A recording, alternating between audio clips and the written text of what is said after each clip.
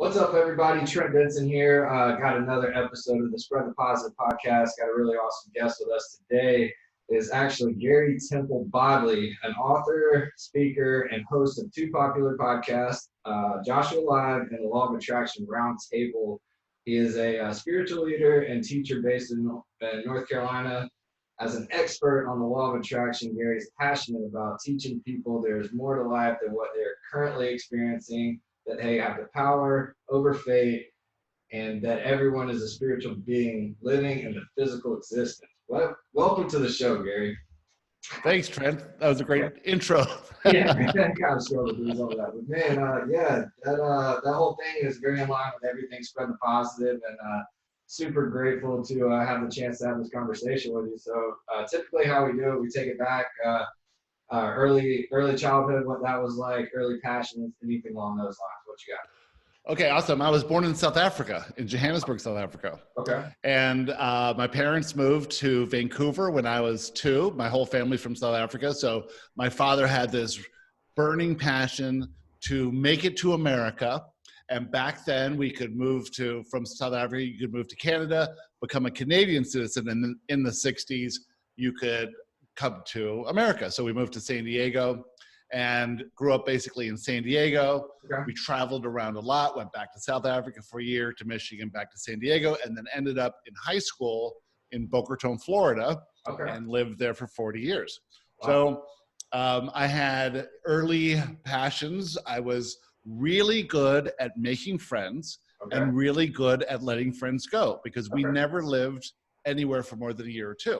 Wow. And so that sort of, I didn't really understand what that was at the time, but as it turns out, that led me into pretty much what I'm doing now. Right. And it's one of the things. I was also in drama in high school. I was comfortable speaking in front of people.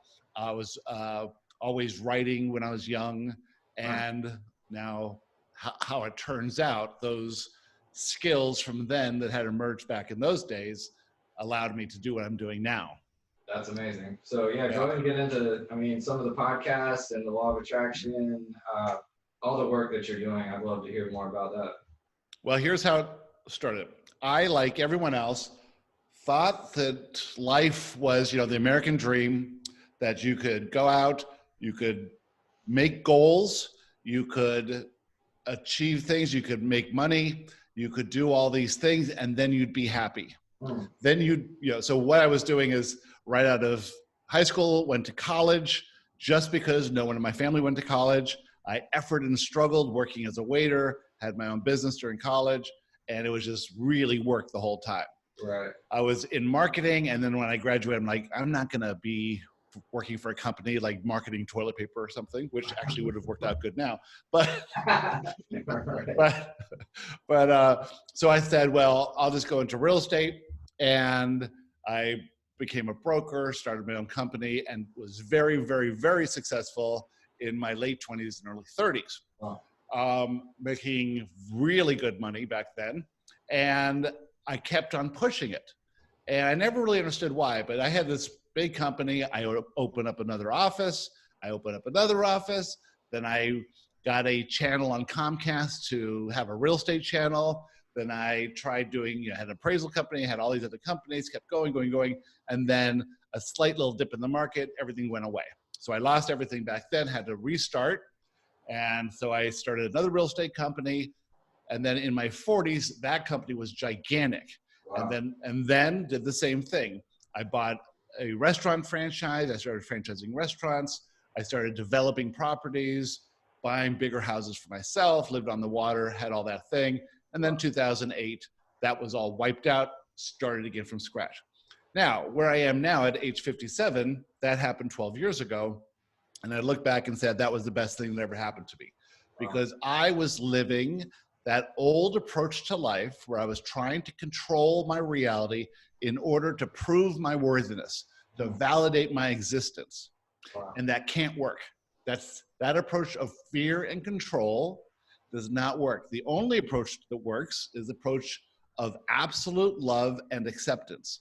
And love and acceptance are synonymous. Right. When you love your neighbor, what you're doing is you're accepting them as they are.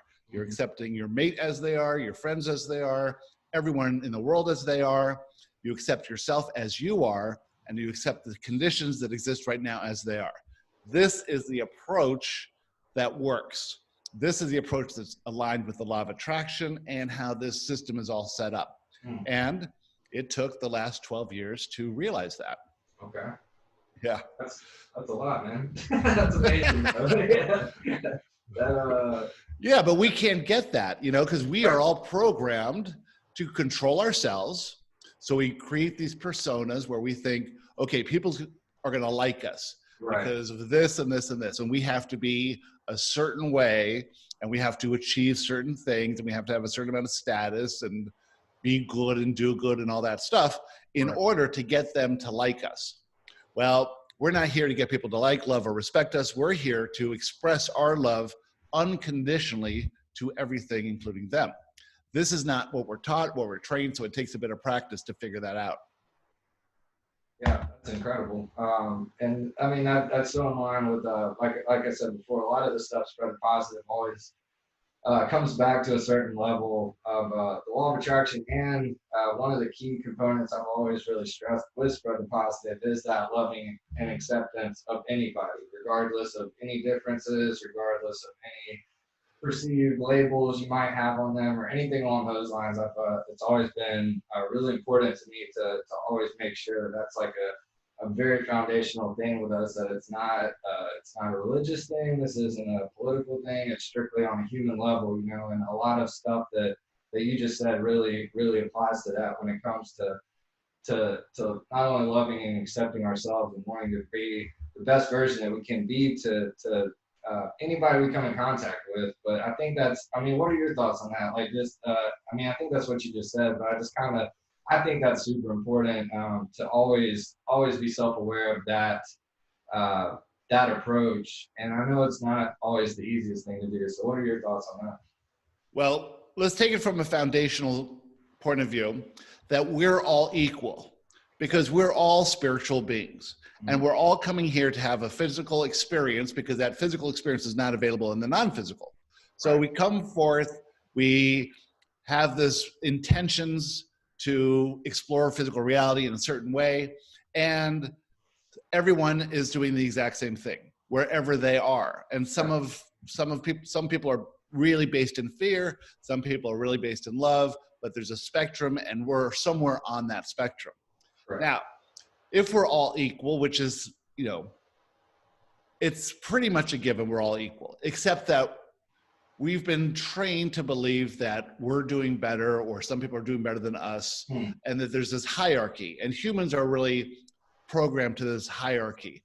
Yet the hierarchy is always based in judgment, and all judgment is based in fear. And the fear comes around because we have certain beliefs. And we adopted these beliefs along the way. We have a set of beliefs that are some empowering and some limiting. Now, beliefs aren't true or false. They're either empowering or limiting. And our beliefs really is what we have control over. And our beliefs influence our vibration. And our reality is a reflection of that vibration. So if you are prejudiced against someone else, you're going to be prejudiced only because you have an underlying limiting belief that says that those people aren't safe, right? And so that's based in fear. Now, if you didn't have that limiting belief, you'd have to believe that everyone's equal. It's only the limiting belief that causes you to say that some are better or worse than you. And in perceiving some are worse than you, you want to maintain some sort of control over them, because that fear is saying that they're dangerous, and that's an illusion. And it's based on this limiting belief. Without the limiting belief, you couldn't have a fear. You also have a fear that you're not as good as some people. That's also limiting. So it's neither true or false. It's just a limiting belief. And we can all process our limiting beliefs. We can prove that those limiting beliefs are false. And when we prove them to be false by finding evidence that they're false, then they become less intense, and they don't influence our vibration as much. And so we sort of soften that limiting belief. And as we do that, we offer less resistance to what is. And by doing this practice of offering less and less and less resistance, we then naturally embark upon our own journey of true self-discovery. And when we do that, that's when all our superpowers and talents and attributes start to emerge. And we begin to be inspired to do things just like you were inspired to start this podcast, right? That's good. I love that. Yeah, the whole vibration thing, that's on the quantum, quantum level. Is that? I mean, I'm assuming that's what you're referring to. Can you just speak a little bit about why that's so important and to be aware of your vibrations and of your energy? That's another kind of key component I always bring up, is just like what you're actually experiencing in your heart, what you're feeling. That type of vibration, that type of energy physically affects people. And I think I always bring it up on the podcast, but I'd love to hear you speak on that as well. Okay, so imagine the physical reality is like a platform of self-discovery. And so your vibration that you're emitting attracts a reality that makes sense to you based on the beliefs that you have. And your reality is simply a feedback mechanism. It just simply tells you what your vibration is offering. And so if you're living in lack or poverty or something, the feedback is that you are vibrating this lack. Now, there's nothing wrong with that. In fact, we've all experienced lack. All humans have. And so the reason for this is that lack is not possible to experience in the non-physical. So we come here to experience things that couldn't possibly be experienced in the non-physical, where there is no lack, there's no suffering, there's no fear. Obviously, there's no fear because we're omnipotent, eternal beings in the non-physical. So we have this platform where we can experience things that were not possible there. So all humans experience lack, whether it's lack of money or love or time or whatever it is, right? But once we've experienced that enough, then we can choose a new exploration. But that new exploration will be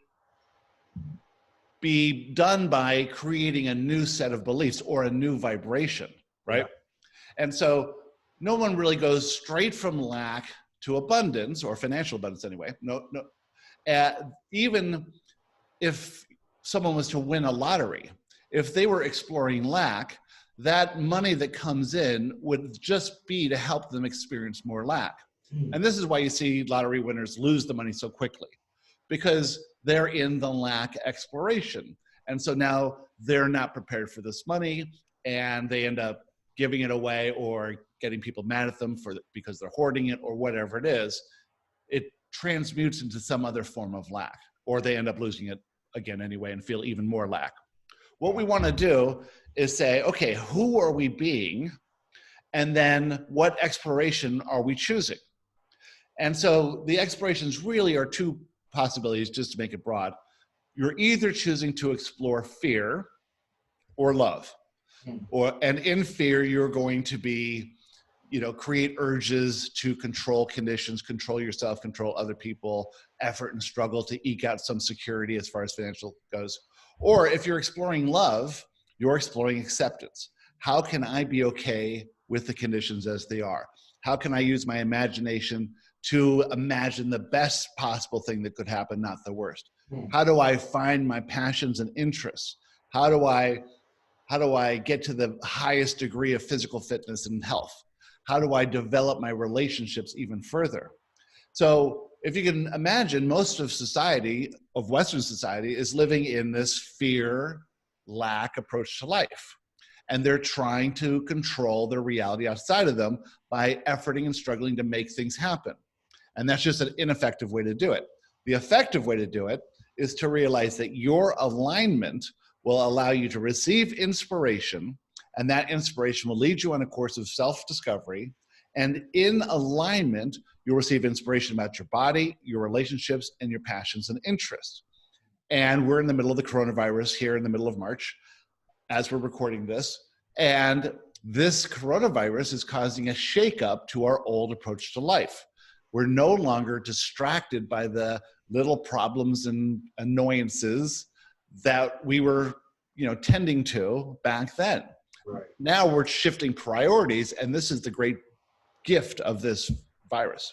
Yeah, that's a great transition. I was was hoping that that would come up. But yeah, all of this stuff right now is insane. Like it's the craziest thing any of us have probably ever seen, or honestly, I mean, it's just insane, all of it right now. And it's funny you say it like that because I personally have been saying that for a long time. It's going to take something major to like create the shift that we need to happen. And I think you really hit the nail on the head with that right now. I think it is.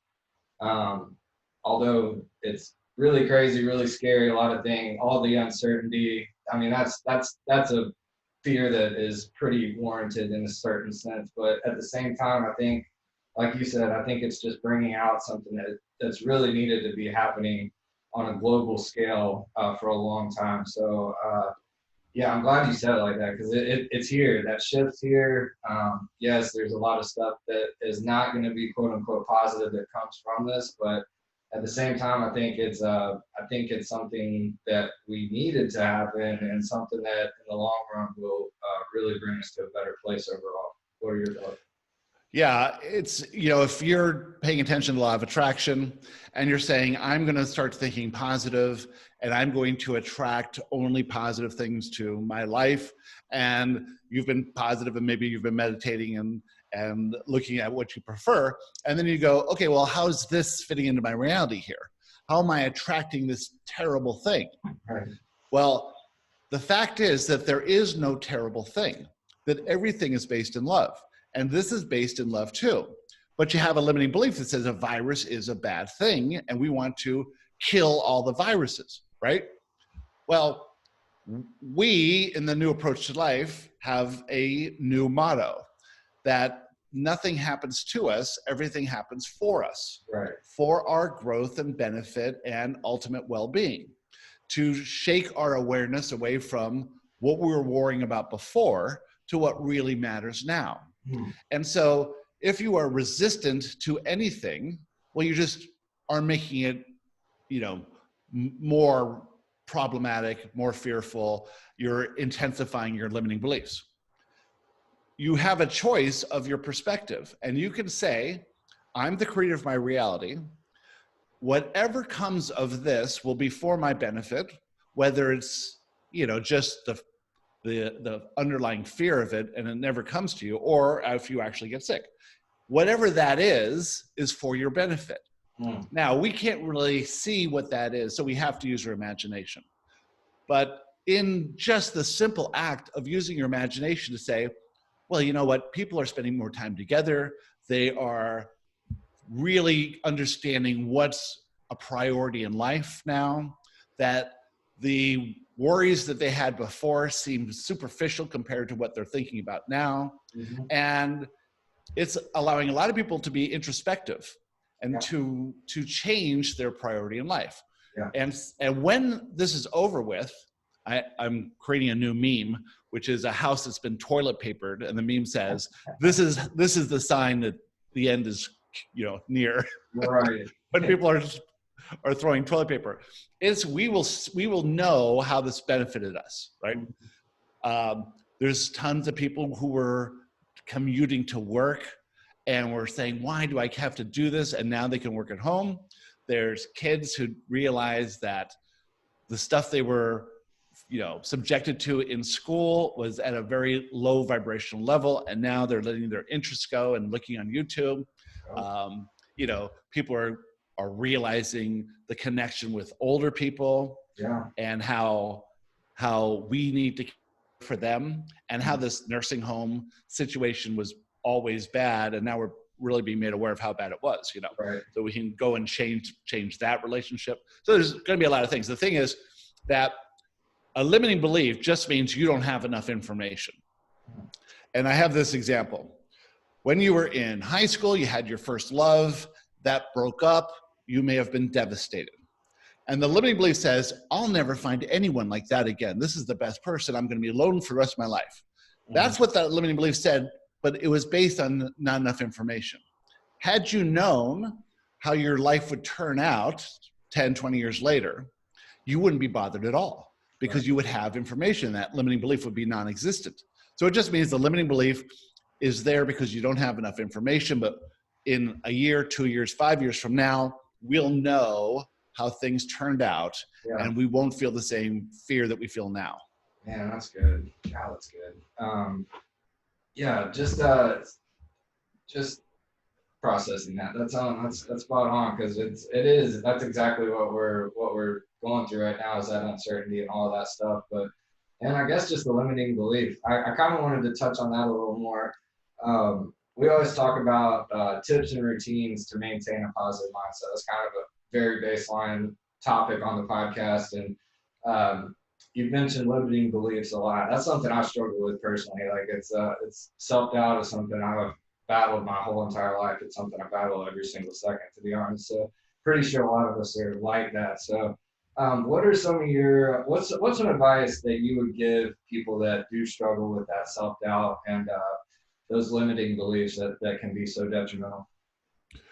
Well, here's the thing, that let's imagine that we live in the non-physical, that we intend to come and live a physical experience, and we intend to come to live a certain, to explore physical reality in a certain new way. And that each of us are unique, and each of us have a unique perspective. And that perspective of our life has never been lived before and can never be lived again. And we are uniquely experiencing that.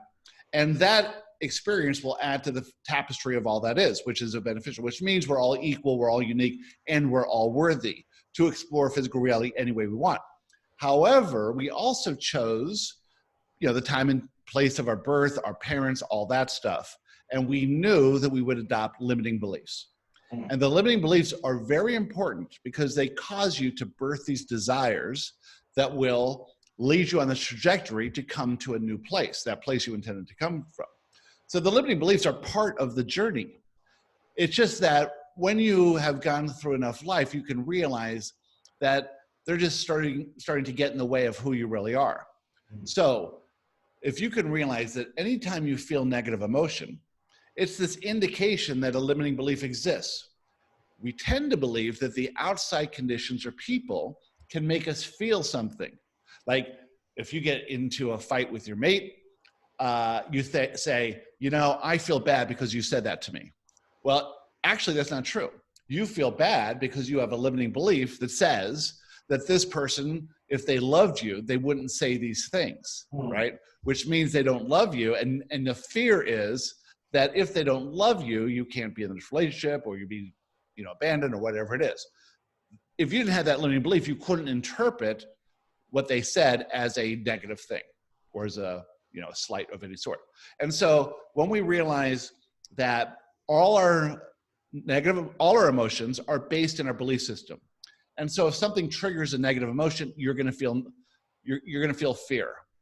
And instead of trying to change the condition, which you will feel like doing because you'll receive this urge, instead of acting on an urge, you can identify that limiting belief and prove to yourself it's false. I have a course, if anyone wants to, go to the teachingsofjoshua.com and send me a message. It's a 7-day practice of filling out this form, identifying limiting beliefs and filling out a form. And really, once you've done that for 7 days, you'll be able to handle any limiting belief that pops up. Yeah. The other thing I would suggest is meditation. And this is what changed my life. And just 15 minutes a day in the morning, simply meditating, you'll start to get in contact with that spiritual connection to source and your inner self. And that's very beneficial. Yeah, absolutely. So how long, or when did you start meditating, and how did that change everything for you?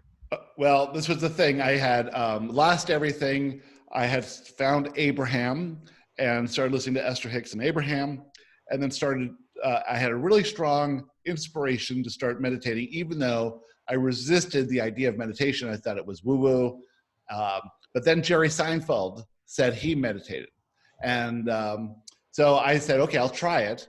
And then I started meditating, and very soon, I felt a presence in my head while I was meditating. And this happens to a few people. It happened to Esther, and it happened to me.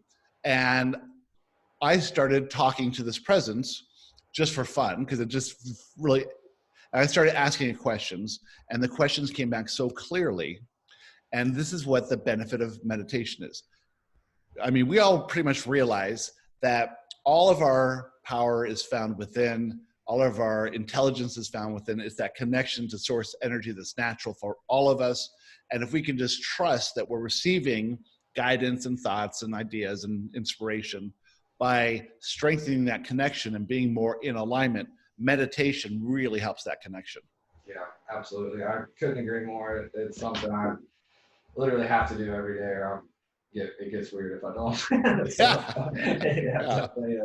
definitely got to do that. But let's get into so that's where Joshua. Yep. Everything. Can you speak on that and like what the podcast is all about, all the stuff that you're doing in that regard? Okay, so I'm starting to meditate. I feel this presence. It feels like a hand inside my skin over my jaw. It's very, very, very obvious, and it moves around every time I meditate.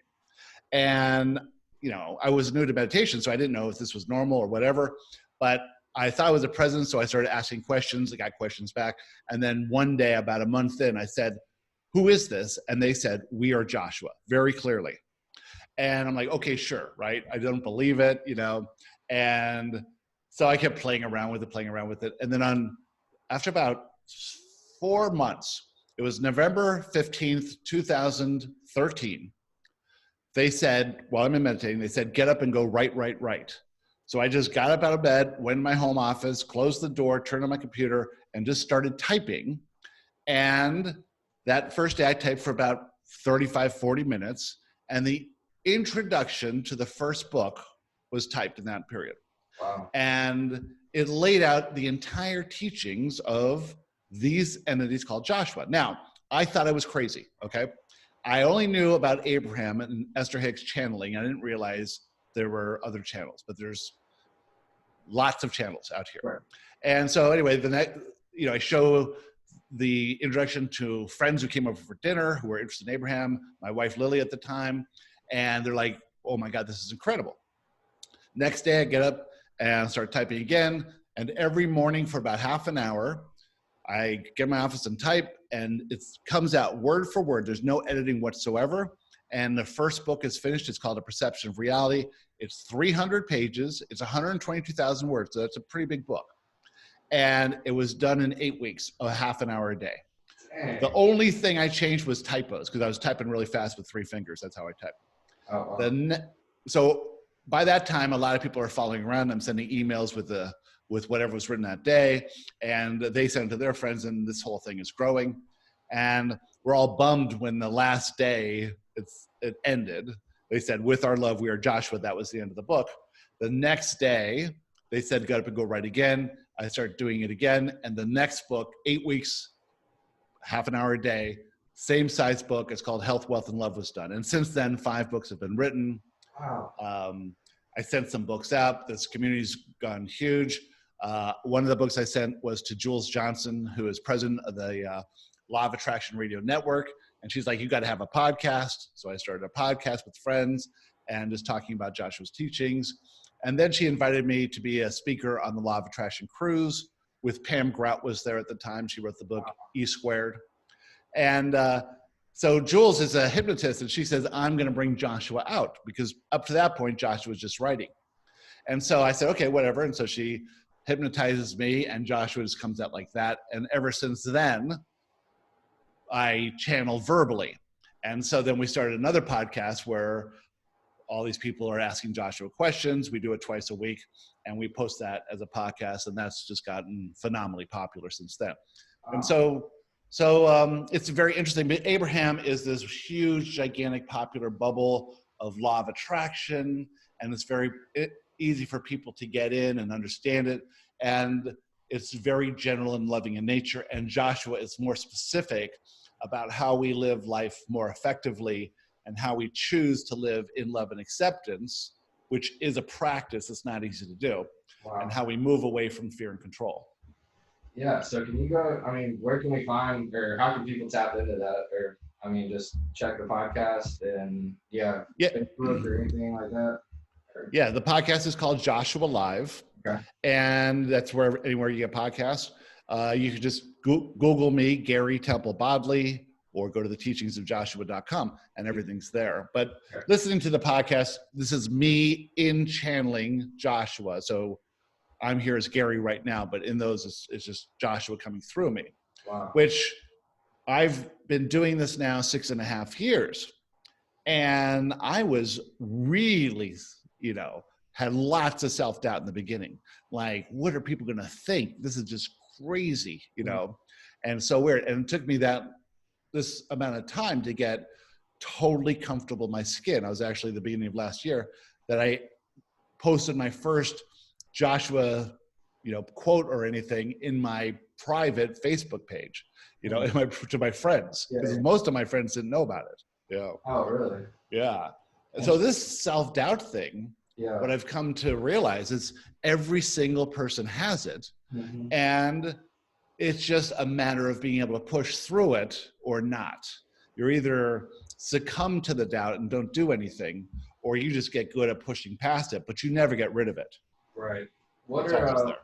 Yeah, I agree. What are some of your go-to ways to push through it, per se? Or what helps you with that? Okay, good. Well, Joshua helps us with this. So fear is either rational or irrational. A rational fear would be the fear of falling off a cliff or being eaten by a lion. Right.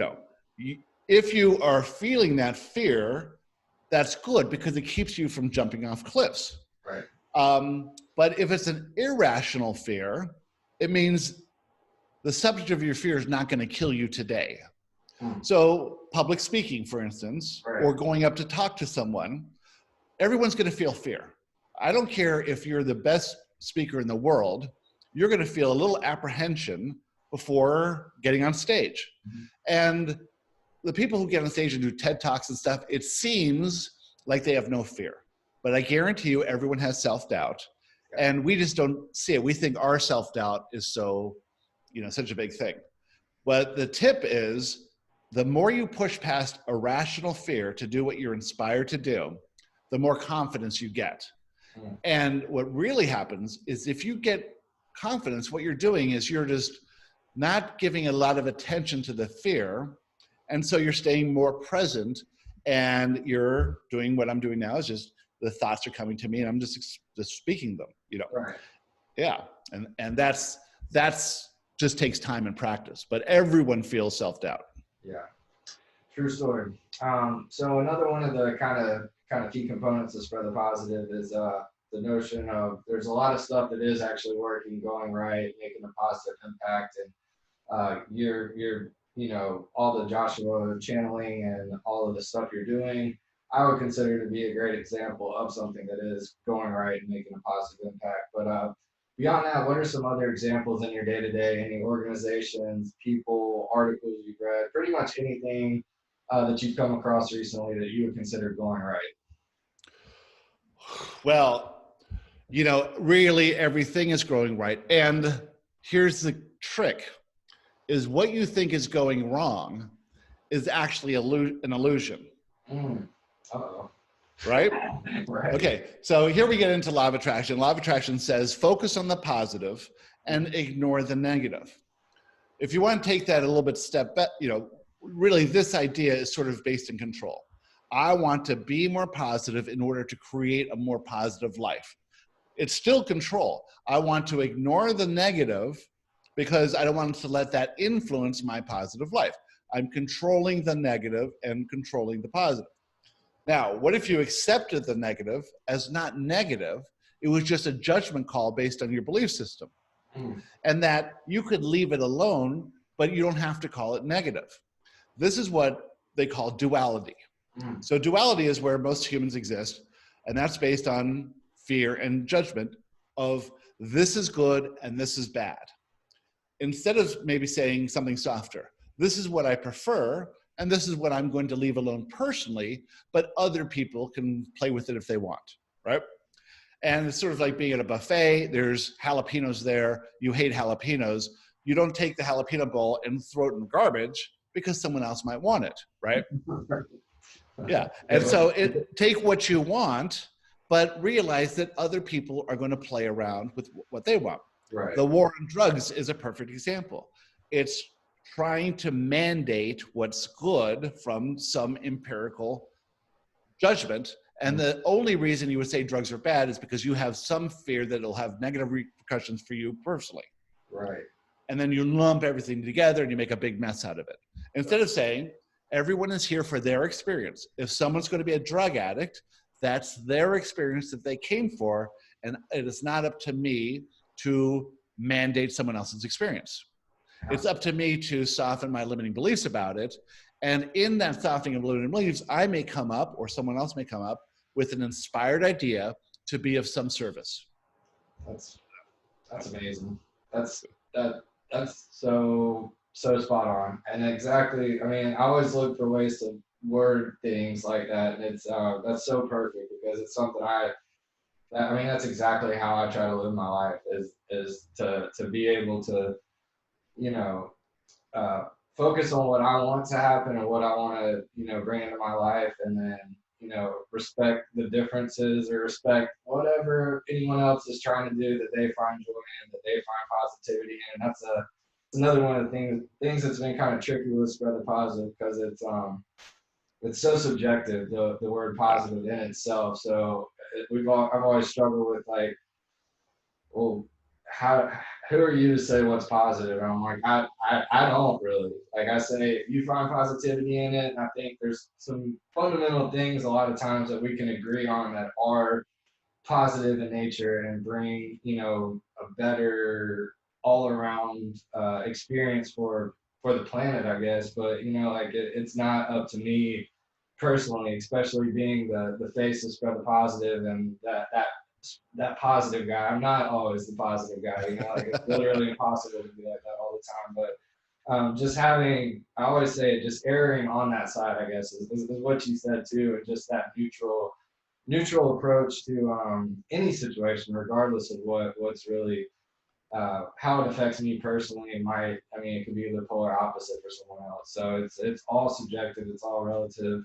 And that perspective is so important to keep in mind for not only for yourself but for everybody else that's out there. You want to take it a bit deeper than that? Please do. Go for it. Do you have goals? Yes, sir. Okay.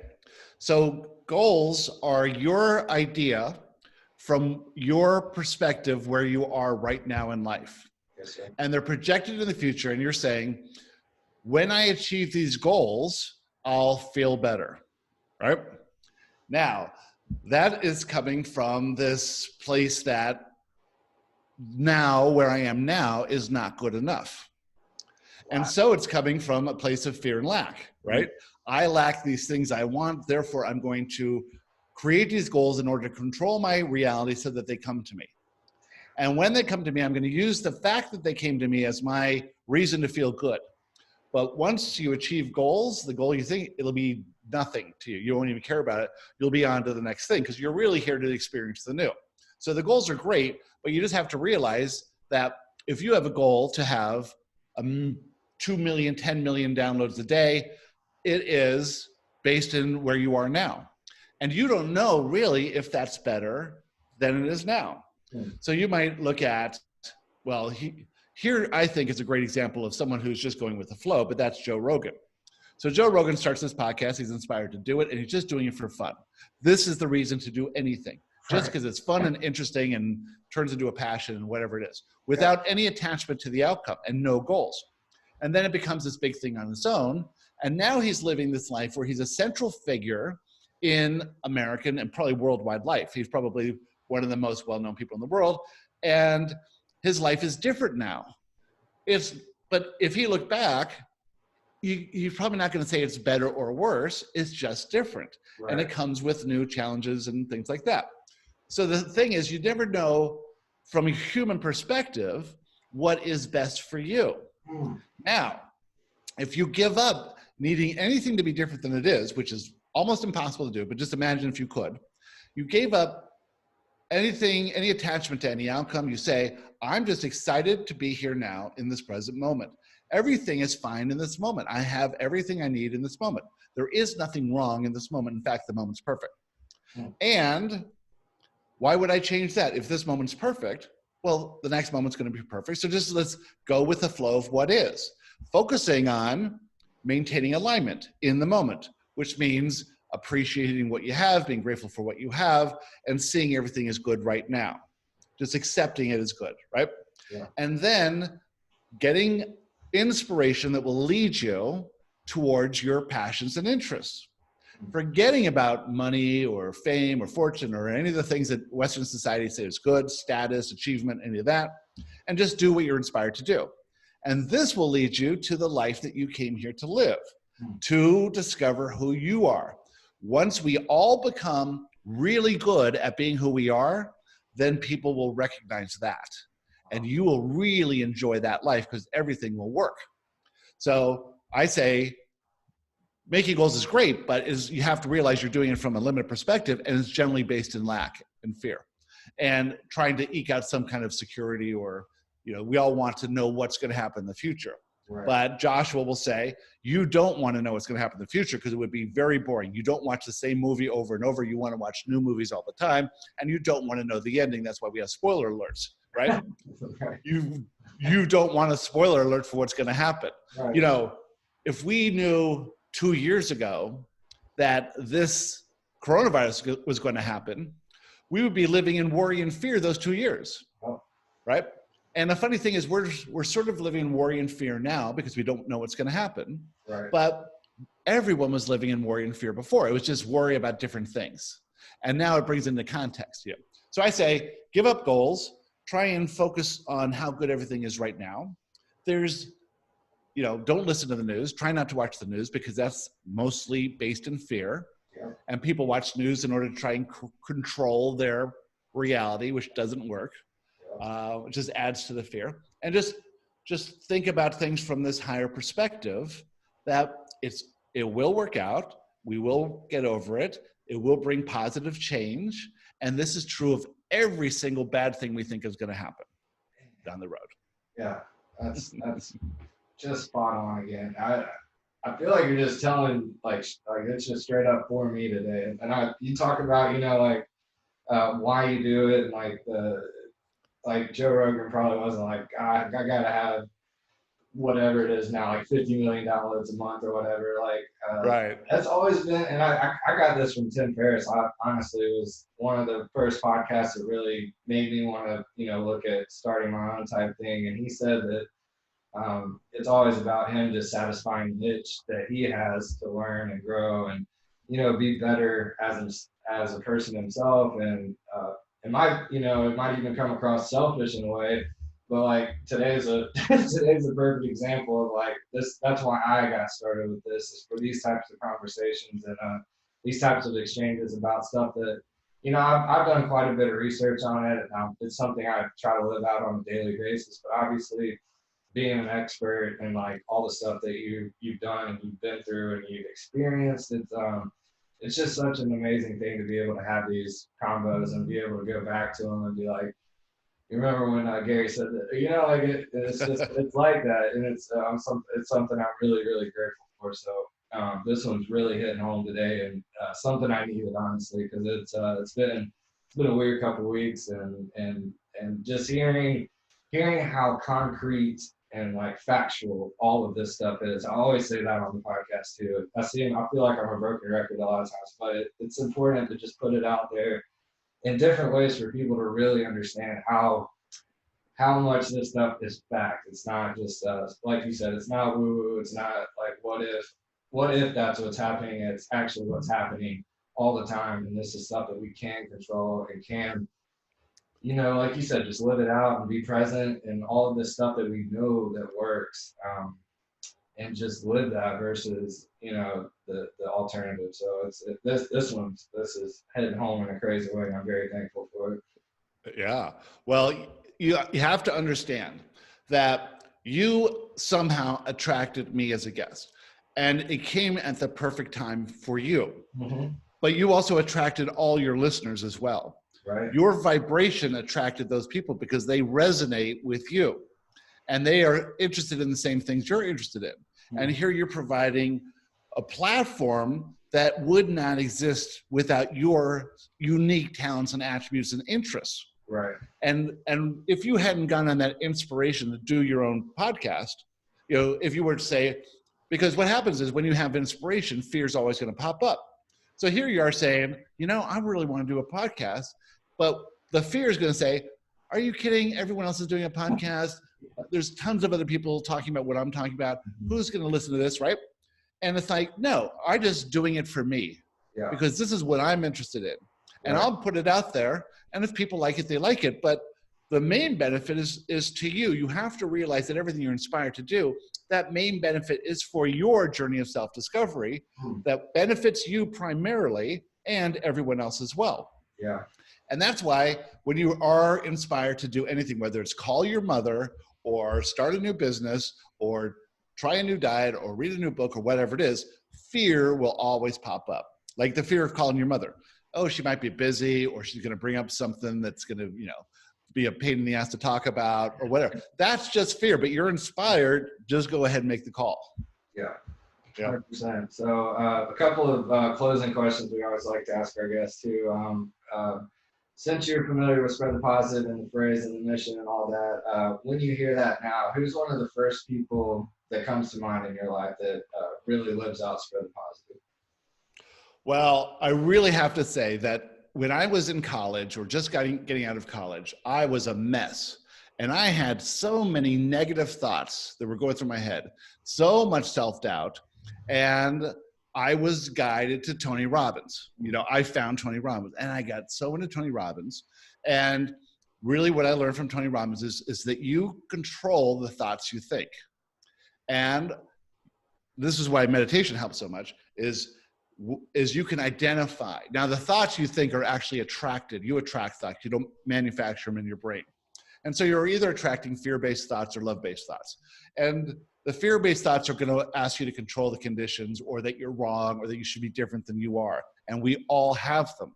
But it's not that you want to control those thoughts. You just want to realize that they're there and start in that moment changing thoughts. And so Tony Robbins really helped me, and he's still an amazing guy today. Right. That's a super solid example. And another closing question we always like to ask is something we call the grateful for. 4 things you're most grateful for right now. What are those? Okay. So I'm grateful for this clarity that I've achieved to understand how this system is working, who I truly am, who you truly are, and who everyone else truly is. I can understand when someone's in fear, and I don't have to react to their fear because I know that they're simply being triggered by a limiting belief, and it has nothing to do with me, and I can be empathetic towards them. And this allows me not to escalate the fear by taking it personally. So I'm very grateful to understand my worthiness, but my worthiness is no more worthy or less worthy than anyone else. We're all exactly worthy.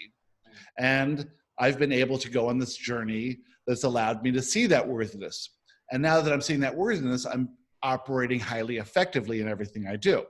If we had had this conversation 5 years ago, I'd be searching around for words and saying, and now it's just flowing through me, right?